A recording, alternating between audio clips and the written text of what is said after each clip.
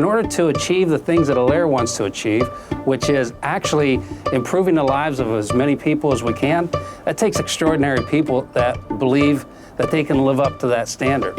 When Glen introduced us to Michael and to his wife Stephanie, they're exactly those kind of people. I got into residential construction in 1996.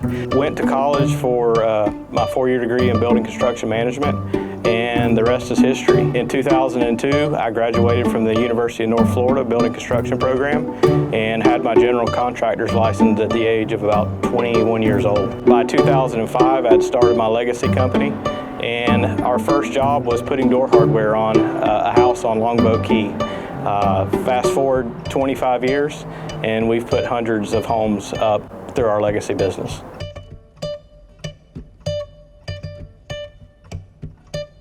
This week we just had our, we call it the Florida A-teams, and all the partners in the state of Florida collect. We sit at a round table and we look at each other's businesses and we support each other. That's something it's a very different concept in construction. A lot of contractors look at each other as competitors, and so we're very tight with information. When we have an advantage, we don't want to share it.